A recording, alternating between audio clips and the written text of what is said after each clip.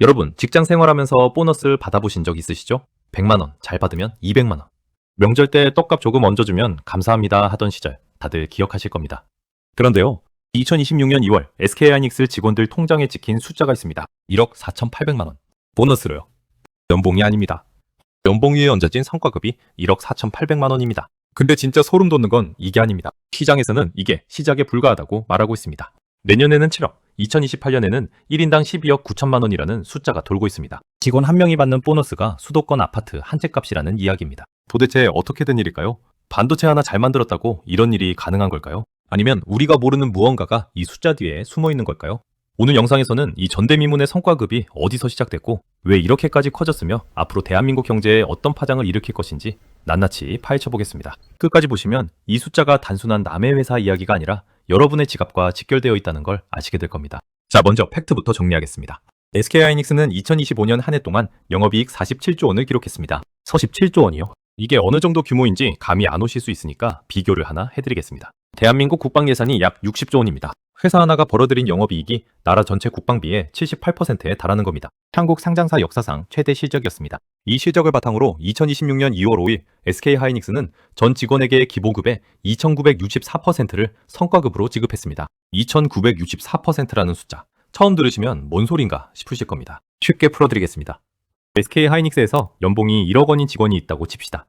기본급은 연봉의 약 20분의 1입니다. 그 기본급의 29.64배를 보너스로 준 겁니다. 계산하면 약 1억 4,820만 원. 연봉만큼의 돈이 보너스로 한 번에 들어온 것이다. 이렇게 이해하시면 됩니다. 그런데 언론이 떠드는 이 화려한 숫자 뒤에는 진짜 핵심이 숨어 있습니다. 바로 2025년 하반기에 노사가 합의한 새로운 성과급 제도입니다. 핵심은 두 가지였습니다. 첫째, 영업이익의 10%를 성과급 재원으로 쓴다. 둘째, 기존에 있던 지급 상한선을 완전히 폐지한다. 이게 왜 중요하냐면요. 예전에는 아무리 회사가 돈을 많이 벌어도 성과급에 천장이 있었습니다. 기본급의 1000%가 최대였습니다. 그런데 이 천장을 아예 뜯어버린 겁니다. 회사가 10조를 벌면 1조가 성과급, 100조를 벌면 10조가 성과급. 이익이 커질수록 성과급도 무한정 커지는 구조를 만들어버린 것이다, 이 말입니다. 그래서 지금 시장에서 나오는 숫자가 기가 막힌 겁니다. 2026년 올해 영업이익 전망치가 약 250조 원입니다. 10%면 25조 원. 직원 3만 5천 명으로 나누면 1인당 평균 약 7억 원. 맥쿼리 증권은 한 발 더 나가서 2027년 영업이익이 447조 원까지 갈 수 있다고 봤습니다. 그러면 1인당 12억 9천만 원이라는 계산이 나옵니다. 월급쟁이가 보너스로 12억을 받는다. 이게 현실에서 가능한 숫자인 겁니다. 자, 이 기막힌 상황을 제대로 이해하시려면 시간을 약 30년 전으로 돌려봐야 합니다. 1990년대 후반 IMF 외환위기 때 이야기입니다. 당시 현대전자라는 이름을 달고 있던 하이닉스의 전신은 말 그대로 죽음의 문턱에 서 있었습니다. 반도체 가격이 폭락했고 외환위기까지 겹치면서 회사는 천문학적인 빚더미에 올라앉았습니다. 2001년에 하이닉스 반도체로 이름을 바꿨지만 상황은 더 나빠졌습니다. 부채가 자본의 몇 배를 넘어섰고 결국 채권단 관리에 들어갔습니다. 산업은행을 중심으로 한 채권단이 사실상 회사를 떠맡은 겁니다. 당시 하이닉스는 한국 경제의 뜨거운 감자였습니다. 살려야 하나, 정리해야 하나, 논란이 엄청났습니다. 그 시절 하이닉스 직원들의 삶은 처절했습니다. 구조조정으로 동료들이 하나둘 나갔고 남은 사람들은 언제 자기 차례인지 모르는 불안 속에서 일했습니다. 성과급은커녕 월급이 제때 나오는 것만으로도 감사했던 시절이었습니다. 반도체 기술 하나 붙잡고 이를 악물고 버텼습니다. 2012년 SK그룹이 하이닉스를 인수하면서 전환점이 찾아왔습니다. SK하이닉스라는 이름이 탄생한 겁니다. SK는 자금력을 바탕으로 공격적인 투자를 시작했습니다. 특히 주목해야 할 것이 메모리 반도체 기술의 고도화, 그 중에서도 HBM이라는 기술에 대한 선제적 투자였습니다. HBM, 고대 역폭 메모리라고 합니다. 쉽게 말씀드리면 이렇습니다. 보통 메모리 반도체가 일반 도로라면 HBM은 왕복 10차선 고속도로입니다. 한 번에 처리할 수 있는 데이터의 양이 압도적으로 많습니다. 그런데 이걸 만드는 게 보통 어려운 일이 아닙니다. 메모리칩을 수십 층으로 쌓아 올려야 하는데 이게 마치 얇디얇은 전병을 한치의 오차도 없이 10장, 12장, 16장씩 쌓아 올리는 것과 같습니다. 한 장이라도 삐뚤어지면 전부 버려야 합니다. 수율, 그러니까 제대로 만들어지는 비율을 확보하는 게 핵심 기술인 것이다, 이 말입니다. SK하이닉스는 이 기술에서 세계 1위를 달리고 있었습니다. 삼성전자도 물론 만들고 있지만 HBM 분야에서만큼은 하이닉스가 기술 격차를 벌리고 있었습니다. 그리고 2023년 운명의 순간이 찾아왔습니다. 2023년 챗GPT가 전 세계를 뒤흔들었습니다. AI 혁명이 시작된 겁니다. 그리고 이 AI를 돌리려면 반드시 필요한 것이 있었습니다. 엄청난 양의 데이터를 동시에 처리할 수 있는 GPU, 그리고 그 GPU 옆에 붙어서 데이터를 미친 듯이 공급해줄 HBM이었습니다. 이걸 동네 치킨집에 비유해 보겠습니다. AI가 갑자기 전 국민이 찾는 치킨이 된 겁니다. 엔비디아가 치킨을 튀기는 프랜차이즈 본사라면 SK하이닉스는 닭을 독점 공급하는 유일한 양계장인 셈입니다. 전 세계가 치킨을 원하는데 닭을 제대로 키울 수 있는 곳은 하이닉스밖에 없었던 겁니다. 엔비디아의 젠슨 왕 CEO가 공개적으로 SK하이닉스를 찬사한 건 유명한 이야기입니다. HBM3E, HBM4로 세대가 올라갈수록 하이닉스의 기술 독점력은 더 강해졌습니다.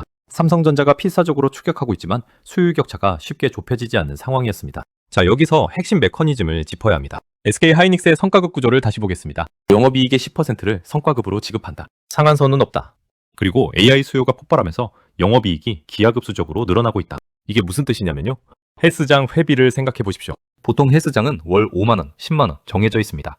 그런데 SK하이닉스의 성과급 구조는 이렇습니다. 헬스장 매출의 10%를 트레이너에게 준다. 회원이 100명일 때는 괜찮습니다. 그런데 갑자기 전 국민이 운동에 미쳐서 회원이 2만 명으로 늘어나면요. 트레이너 월급이 억 단위로 뛰는 겁니다. 이게 지금 하이닉스에서 벌어지고 있는 일입니다. AI 슈퍼사이클이라는 거대한 파도가 밀려오면서 상한선이 사라진 성과급 구조와 맞물려 전대미문의 숫자들이 튀어나오고 있는 것이다. 이렇게 이해하시면 됩니다. 그리고 이 판을 설계한 핵심 인물이 있습니다. SK하이닉스 경영진과 노조 양쪽입니다. 경영진은 왜 이런 파격적인 합의를 했을까요? 단순한 선심이 아닙니다. 반도체 인재 전쟁이 치열해지고 있기 때문입니다. 삼성전자, TSMC, 인텔이 천문학적 연봉을 내걸고 엔지니어들을 빼가려 하고 있습니다. 핵심 인력이 이탈하면 수율이 떨어지고 수율이 떨어지면 HBM 독점력이 무너집니다. 성과급은 인재를 묶어두는 황금 수갑인 것입니다. 노조 입장에서도 10년간 기준을 바꾸지 않겠다는 약속을 받아냈으니 양쪽 모두의 계산이 맞아떨어진 합의였던 겁니다. 자, 그러면 앞으로 어떻게 될 것이냐? 미래를 세 가지 시나리오로 나눠서 보겠습니다. 시나리오 1, 최상의 경우입니다. AI 슈퍼사이클이 2030년까지 지속됩니다. 맥쿼리 증권의 전망대로 2027년 영업이익 447조 원이 현실이 되면 1인당 성과급은 진짜로 12억 원을 넘깁니다. 거기서 그치지 않습니다. AI가 자동차, 의료, 로봇, 국방까지 침투하면 HBM 수요는 더 폭발합니다. SK하이닉스 직원들은 말 그대로 한국의 새로운 부유층이 됩니다. 1인당 성과급이 20억, 30억까지 간다는 이야기도 나올 수 있습니다. 시나리오 2, 현상 유지입니다. AI 성장은 계속되지만 속도가 둔화됩니다. 삼성전자가 HBM 수요를 끌어올려 경쟁이 심화됩니다. SK하이닉스의 영업이익은 100에서 200조 원 수준에서 안정화됩니다. 그래도 1인당 성과급은 3에서 5억 원 수준입니다. 여전히 엄청난 숫자지만 12억이라는 꿈에서는 내려오게 됩니다. 시나리오 3, 최악의 경우입니다. 이걸 반드시 이야기해야 합니다. 반도체는 사이클 산업입니다. 올라가면 반드시 내려옵니다. 2018과 2019년 메모리 반도체 불황 때 SK하이닉스 영업이익이 90% 넘게 급락한 적이 있습니다. AI 버블이 꺼지거나 미중 기술 전쟁으로 수출길이 막히거나 HBM 다음 세대 기술에서 경쟁사에 추월당하면 상황은 완전히 뒤집어집니다. 영업이익이 10조 원대로 추락하면 성과급은 1인당 3천만 원 수준으로 쪼그라듭니다. 12억에서 3천만 원으로. 이 낙차를 견딜 수 있겠습니까? 물론 반대쪽 시각에서도 바라볼 필요가 있습니다. 이거 다 세전 아니냐? 세금 떼면 절반도 안 남는다. 맞는 말입니다.